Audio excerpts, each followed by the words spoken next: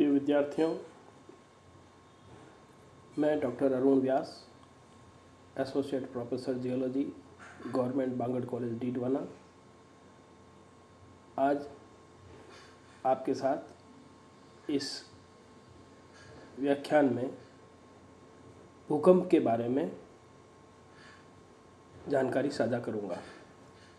भूकंप, जिसे कि हम अर्थक्वेक बोलते हैं, ये एक जियो हैज़ार्ड्स है और इससे बहुत भारी जान माल की हानि कई वर्षों में हमने देखी है, होती रही है। और जैसा कि टर्मिनोलॉजी में हम अगर इस अर्थक्वेक को समझने की कोशिश करें तो दो शब्दों से मिला हुआ है, अर्थ और क्वैक। यानी अर्थ में क्वैकनिंग होना, हिंदी में भूकंप यानी भू पर कंपन होना। यह क्वैकनिंग या जो क्वैक है ये क्यों होता है? क्योंकि जब पृथ्वी के क्रस्ट के नीचे, जैसा कि मैंने आपको कल के प्लेट टेक्टोनिक्स के व्याख्यान में भी बताया कि प्लेट्स मूव होती है और प्लेट का मूवमेंट कन्वर्जेंट, डाइवर्जेंट और ट्रांसफॉर्म 3 प्रकार का होता है।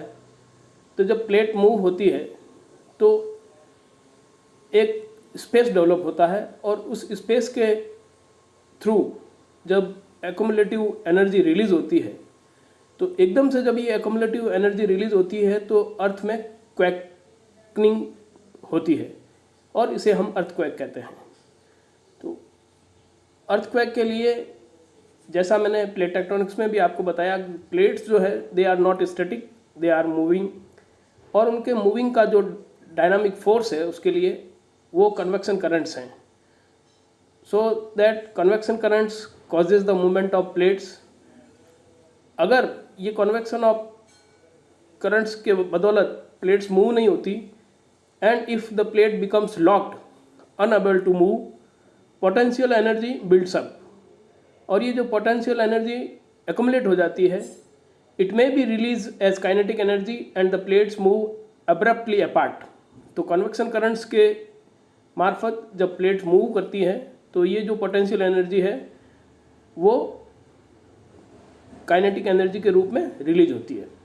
This sudden release of energy is known as earthquake. अब इस स्लाइड में आप देख सकते हैं व्हाई डू अर्थक्वेक अकर। इसमें आप देखिए जो फ्रैक्चर्स और फॉल्ट्स, स्ट्रक्चरल जियोलॉजी में आप लोगों ने पढ़ा, फ्रैक्चर्स होते हैं और जब फ्रैक्चर्स के अलोंग स्लिप होता है यानी कि कुछ मूवमेंट होता है तो they are known as faults. और फॉल्ट्स के along energy release and propagates in all directions as seismic waves causing earthquakes. तो ये जब फॉल्ट्स के अराउंड जब स्लीपिंग होता है, फॉल्ट्स में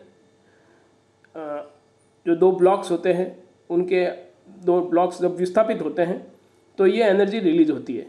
इस डायग्राम में आप देख सकते हैं किस तरह से नीचे जो एनर्जी एक्युमुलेट है वहाँ से वो प्रोपोगेट होना शुरू करती है। तो यहाँ पर आप देख सकते हैं इसमें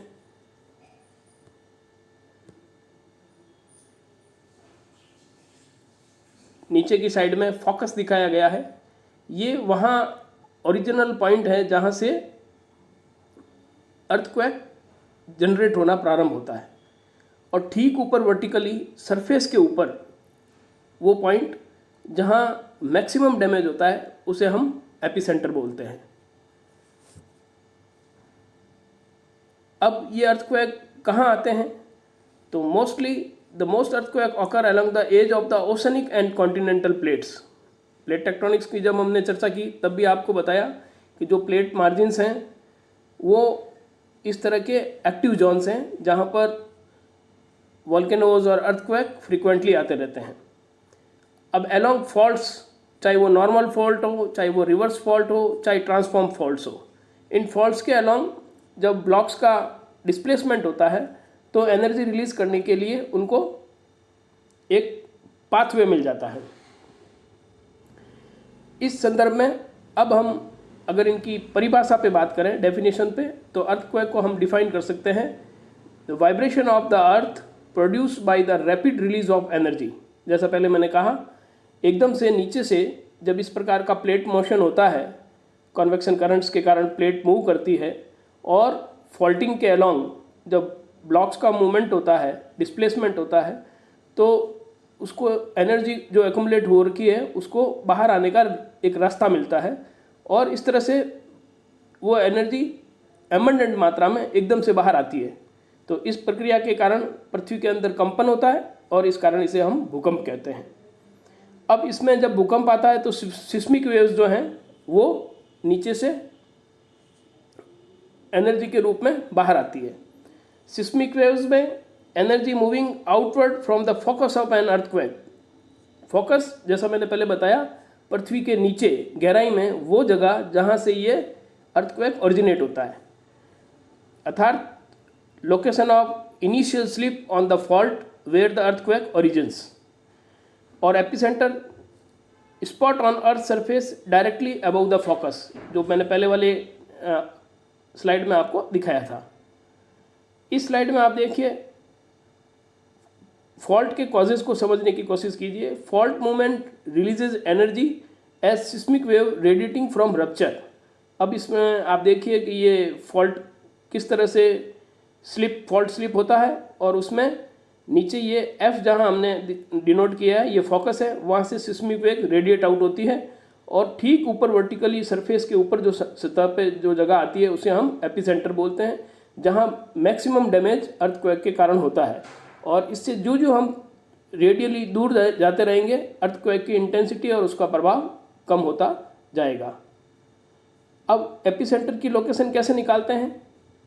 हिंदुस्तान के अंदर 100 से ज़्यादा ऐसे स्टेशंस हैं जहाँ पर हम अर्थक्वेक की कोई भी एक्टिविटी होती है तो उसका रिकॉर्ड होता है। किसी भी अर्थक्वेक का एपिसेंटर नोट करने के लिए इस तरह से किसी 3 स्टेशंस का डाटा कंबाइंड किया जाता है, और इन तीनों डाटों का ये इसमें आप देखिए 3 सर्कल अलग अलग डाटा एक्स, वाई और जेड के बता रखे हैं। इन तीनों का कॉमन पॉइंट जहाँ आता है, तीनों पॉइंट जहाँ मिलते हैं तीनों सर्कल के, वो वहाँ का एपिसेंटर होता है। और ये भूकंप की वह जगह होती है सरफेस के ऊपर जहाँ, जैसे मैंने पहले आपको बताया, मैक्सिमम डैमेज होता है। भूकंप की कभी भी कोई खबर आती है तो हम पढ़ते हैं कि फला फला जगह पर भूकंप आया, ये इतने लॉन्गिट्यूड और लैटिट्यूड पर था उसका एपिसेंटर। तो ये एपिसेंटर हम हमेशा किसी भी भूकंप की खबर में महत्वपूर्ण स्थान के रूप में हमेशा पढ़ते आए हैं। सिस्मिक वेव्स जो हैं 3 प्रकार की होती है, प्राइमरी वेव्स या पी वेव्स, सेकेंडरी वेव्स या एस वेव्स, और सरफेस वेव्स जिन्हें एल वेव्स या लॉन्ग वेव्स भी कहते हैं। पी वेव्स जो कंप्रेशनल या पुश पुल वेव्स होती है, ये propagate parallel to the direction in which the wave is moving और move through solids and liquids. सबसे पहले पहुंचने वाली सिस्मिक स्टेशन पर ये पी वेव्स होती है।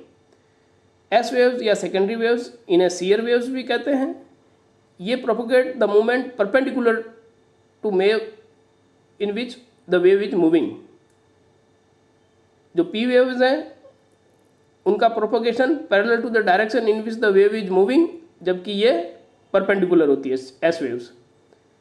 और ये सिस्मिक स्टेशन पर सेकंड पहुंचने वाली वेव्स होती है। तीसरी प्रकार की वेव्स होती है सरफेस वेव्स, जिन्हें एल वेव्स या लॉन्ग वेव्स भी कहते हैं। इनका कॉम्प्लेक्स मोशन होता है, up and down and side to side. इनकी गति धीमे होती है, और ये most damage to structures and buildings, क्योंकि भूकंप में सरफेस पर यही वेव्स पहुंचती है और तांडव मचाती है। ये इसमें आप देखिए किस तरह से सिस्मिक वेव्स बनती हैं। इनमें हमने P waves, S waves, L waves में 2 तरह की होती है, लव वेव्स और रेलिक वेव्स। इनका प्रोपोगेशन कैसे होता है ये हमने इस स्लाइड में समझाने की कोशिश की है। अब जब अर्थक्वेक आता है तो उसको हम रिकॉर्ड कैसे करते हैं? तो जो इंस्ट्रूमेंट होता है उसको हम सिस्मोग्राफ बोलते हैं, जो कि रिकॉर्ड करता है record intensity, height and amplitude of seismic waves, और seismometer instrument that detect seismic waves.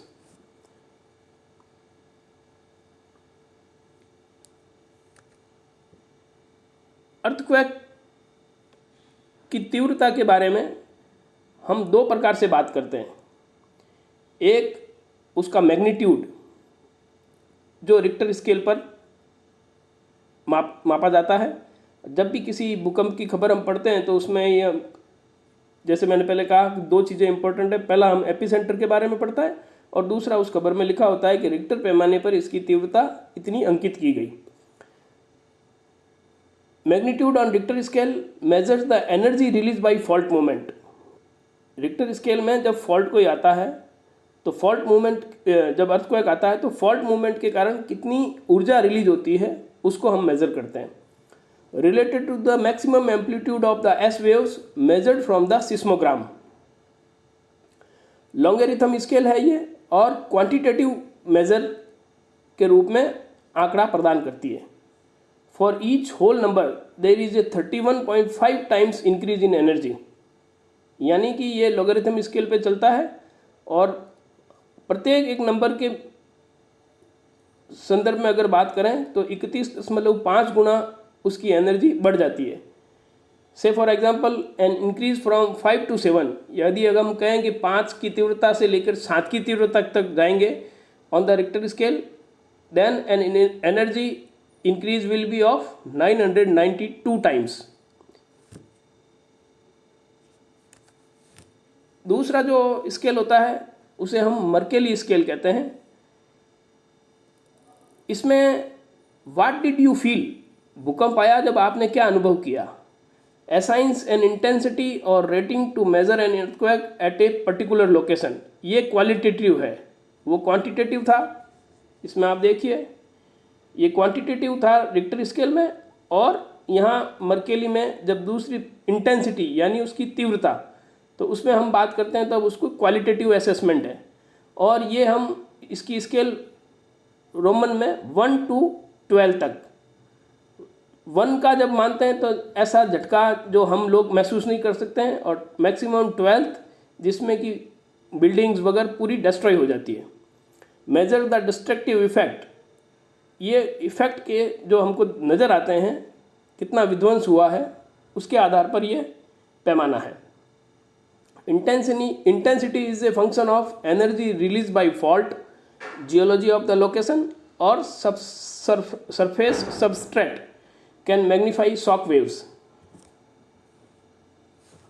अब अर्थक्वेक की जो फ्रीक्वेंसी है, जैसे कि अपन कहते हैं कि 8 से अधिक की मैग्नीट्यूड का आया रिक्टर पैमाने पर, या 3 से 4 की स्केल पे आया, तो ये उसकी फ्रीक्वेंसी है। 8 और 8 से अधिक के मैग्नीट्यूड के जो भूकंप होते हैं वो लगभग एवरेज ऐसा है कि साल में एक बार आता है।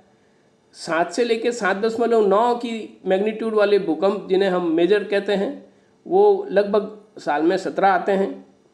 6 से लेकर 6.9 तक के जो स्ट्रॉन्ग अर्थक्वेक होते हैं वो एक साल में 134 के आसपास आते हैं। और 5 से लेकर 5.9 तक के भूकंप जिन्हें हम मॉडरेट अर्थक्वेक कहते हैं वो एक वर्ष में 1319 के आसपास आते हैं।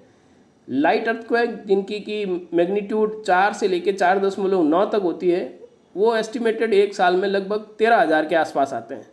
और माइनर अर्थक्वेक जो कि 3 से लेकर 3.9 की मैग्नीट्यूड के होते हैं वो लगभग 1,30,000 के आसपास आते हैं। और वेरी माइनर जो होते हैं वो आप देखिए एस्टिमेटेड 1,30,000 एस्टिमेटेड। ये सारा जो आंकड़ा है ये 1900 से लेके 1990 के आंकड़े और 1990 के आंकड़ों के आधार पर ये फ्रीक्वेंसी बताने की कोशिश की गई है। अब अर्थक्वेक जो आता है भारत के संदर्भ में अगर अपन बात करें तो प्लेट टेक्टोनिक्स के दौरान जब व्याख्यान हुआ था तब भी मैंने आपको बताया कि इंडियन प्लेट जो है वो नॉर्थ ईस्ट दिशा में मूव करती है। तो यहाँ इसमें आप डायग्राम में देख सकते हैं कि जो इंडियन प्लेट है वो नॉर्थ ईस्ट दिशा में हिमालय को पार करते हुए यूरेशियन प्लेट की तरफ मूव करती है, और ये जो इंडियन प्लेट यूरेशियन प्लेट की और नॉर्थ ईस्ट दिशा में ऑन एवरेज 40 से 45 मिलीमीटर पर ईयर तक मूव करती है। इस कारण से वो उसके नीचे प्लेट मोशन के कारण जब इस प्रकार का प्लेट मूवमेंट होता है तो फॉल्टिंग के अलोंग जब कोई डिस्प्लेसमेंट होता है, तो जब डिस्प्लेसमेंट के अलोंग कोई रास्ता मिलता है तो एनर्जी रिलीज होती है। और ये एक बहुत महत्वपूर्ण बात है कि हिमालय के क्षेत्र में खूब सारी इस तरह की मूवमेंट के कारण एनर्जी एक्युमुलेट होती जा रही है, और हो सकता है कि जब इस एक्युमुलेटेड एनर्जी को आने वाले समय में कभी कोई रास्ता मिला या कोई बड़ा फॉल्टिंग इवेंट हुआ तो कभी भी ऊपर नॉर्दर्न पार्ट में एक बड़ा मैग्नीट्यूड का भूकंप कभी भी आ सकता है। इसलिए हमें डिज़ास्टर मैनेजमेंट के रूप में इस बारे में सोचते हुए बहुत तैयारी रखनी चाहिए। इसी के साथ जो भारत का नक्शा इसमें पास में दिखाया गया है उसमें आप देख सकते हैं कि 5 मैग्नीट्यूड, 5 से 6 के मैग्नीट्यूड, 6 से 7, 7 से 8 और मोर देन 8 इनके जो सम पास्ट अर्थक्वेक्स जो थे इंडिया में रिकॉर्डेड, उनकी लोकेशन इसमें दिखाई गई है। ये जो स्लाइड है इसमें पूरे भारत को अर्थक्वेक के हिसाब से 4 कैटेगरी में बांटा गया है, जोन 2, जोन 3, जोन 4, जोन 5। आप देखिए सबसे ऊपर जोन 2 का जो एरिया है लगभग 41% इंडिया का एरिया जोन 2 में आता है।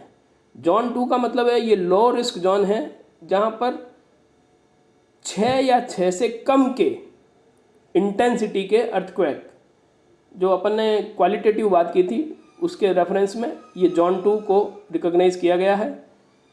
इसमें नक्शे में 4 अलग अलग कलर में 4 जोन में कौन कौन से क्षेत्र पड़ते हैं भारत के वो दिखाए गए हैं।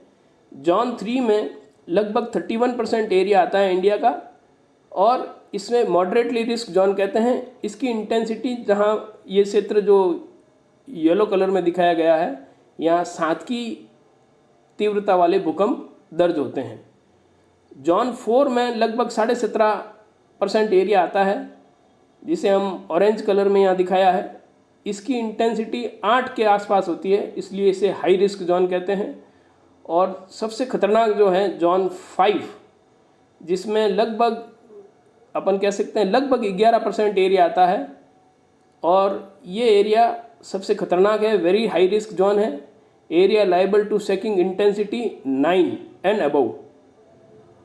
About 59% of the land area of India is liable to seismic hazard damage। तो ये इस पूरे नक्शे में हमने भूकंप के बारे में भारत की क्या स्थिति है जियोग्राफिकली उसको समझने का प्रयास किया है। ये वही जो आपको पहले अंग्रेजी की स्लाइड में दिखाया गया था उसका हिंदी रूपांतरण है। इस स्लाइड में राजस्थान की स्थिति को बताया गया है। राजस्थान में भी जो एरिया है वो 2, 3 और 4, पहले वाले में आप देखिए 2, 3, 4 और 5, और इसमें राजस्थान में 2, 3 और 4, यानी कि जो सबसे वेरी हाई रिस्क वाला जोन 5 जो है वो राजस्थान में कहीं नहीं है। लेकिन जोन 2, 3 और 4 के एरिया जो हैं वो इस स्लाइड में राजस्थान में किस तरह से पड़ते हैं वो देख सकते हैं आप। वेस्टर्न राजस्थान का एरिया और इधर नॉर्थ ईस्ट का एरिया, ये कुछ डिस्टर्बिंग एरियाज़ हैं। उसके अलावा बाकी का जो प्रदेश का भाग है वो रिस्क जोन के हिसाब से कहें तो 2 नंबर के जोन एरिया में पड़ता है। अब अगर भूकंप आ जाए तो हमें क्या करना चाहिए? मकान दफ्तर से बाहर निकलने की कोशिश करें अगर हम अंदर में हैं तो, और खुले मैदान की तरफ हमें बाहर आना चाहिए। लेकिन किसी भी मकान या इमारत के नीचे खड़े नहीं होना चाहिए, और अगर बड़ी मल्टी स्टोरी में रह रहे हैं तो लिफ्ट का इस्तेमाल नहीं करते हुए उसके बजाय हमें सीढ़ियों से नीचे उतरना चाहिए। घर के अंदर अगर हैं, बाहर नहीं निकल पा रहे हैं तो बिजली के स्विच को बंद कर देना चाहिए, और घर के कोने वाला जो हिस्सा होता है वो चूँकि मजबूत होता है तो हमें कॉर्नर पकड़ना चाहिए, और अगर बाहर निकलना मुमकिन नहीं हो तो किसी भी टेबल या मेज के नीचे बैठ जाना चाहिए। ये ऐसे प्रिकॉशंस हैं, जब अगर भूकंप आए और हम अगर बंद रह गए घर में तो उनकी मदद से हम अपने आप को थोड़ा सेव कर सकते हैं। अब अगर भूकंप आता है तो इसमें अगले वाली 3 स्लाइडों में भूकंप आने से पहले, भूकंप के दौरान और भूकंप आने के पश्चात 3 परिस्थितियों में हमें क्या करना चाहिए वो समझाने का प्रयास किया है। इस स्लाइड में भूकंप आने से पहले की चर्चा करते हैं। Before an earthquake, follow and advocate local safe building codes for earthquake resistant constructions.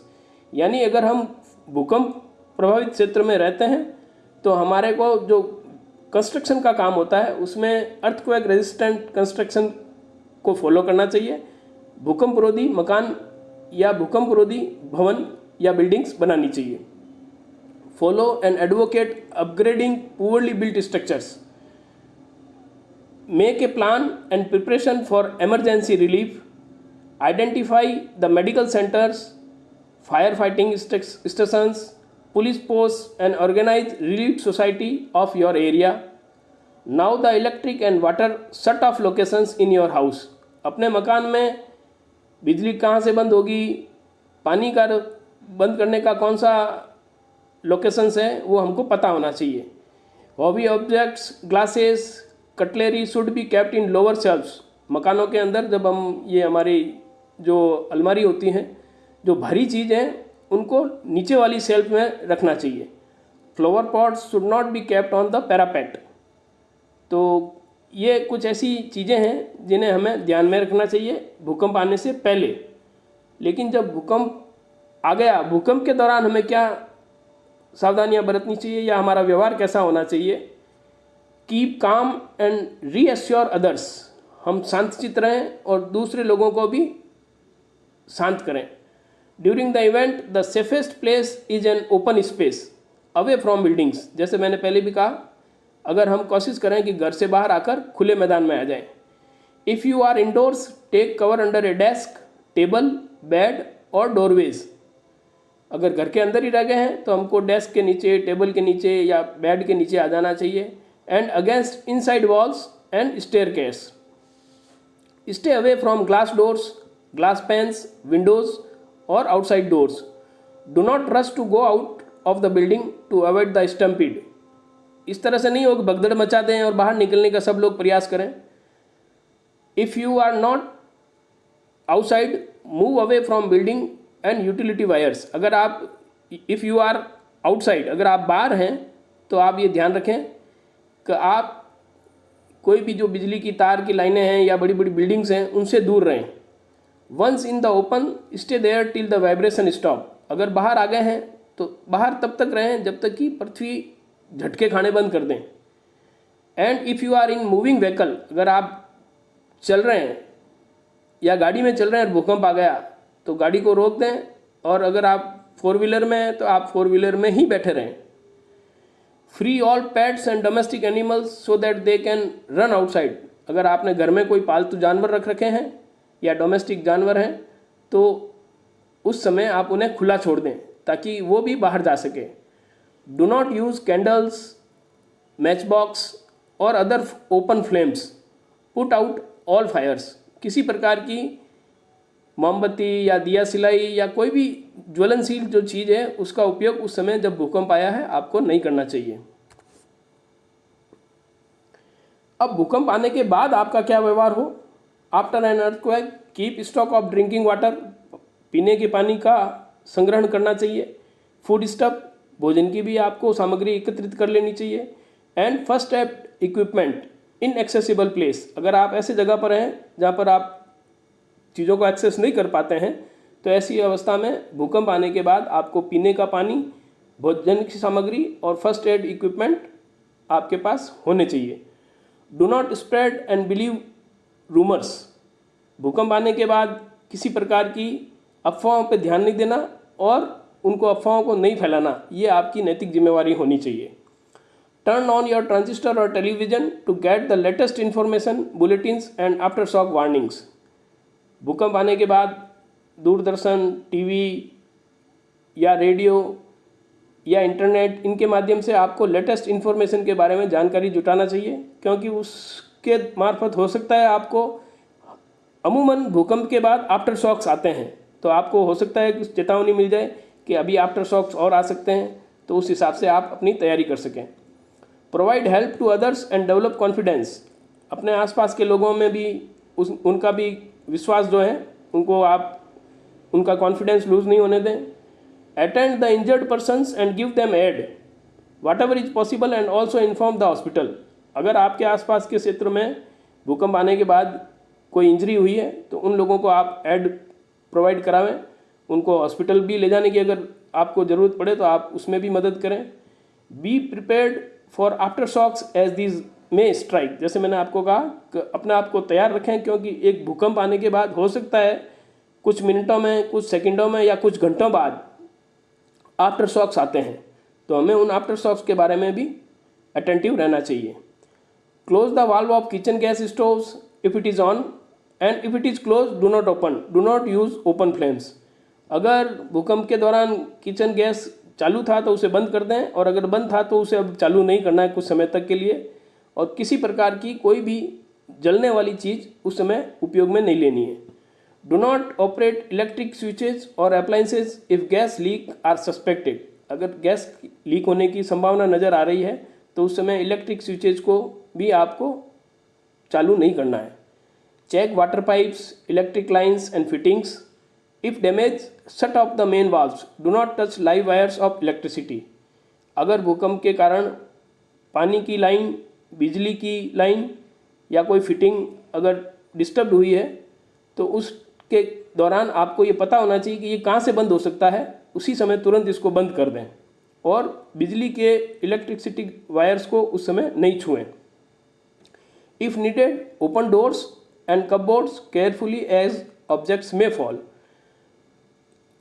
भूकंप के बाद हो सकता है कहीं क्रैक्स आ गए हों, दीवारें क्षतिग्रस्त हो गई हो, तो अगर दरवाजे खोलने का काम पड़े तो बहुत सावधानी से करें, क्योंकि उस समय हो सकता है ऊपर से कोई क्षतिग्रस्त हुई दीवार या कोई पत्थर या कोई ईंट टूटकर नीचे गिर सकती है।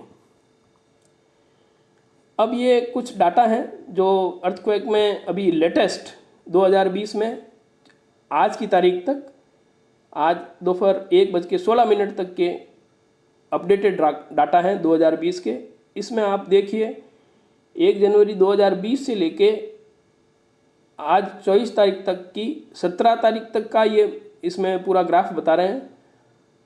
इसमें नंबर ऑफ क्वैक्स पर 2 डेज, हर 2 दिन में कितने क्वैक्स आए हैं उसका ये एक ग्राफिकल रिप्रेजेंटेशन है, और ये एक आपको सीनरी समझाने के लिए है कि अभी तक 2020 में जितने भी भूकंप हमारे इंडिया में रिकॉर्ड हुए हैं उससे टोटल एनर्जी रिलीज लगभग 51 गीगावाट आवर, इतनी एनर्जी अभी तक भूकंप से रिलीज हुई है। ये number of quacks and energy versus magnitude अगले ग्राफ में आप देख सकते हैं कि number of quacks and energy versus magnitude, उसका आंकड़ा इसमें प्रदर्शित किया गया है।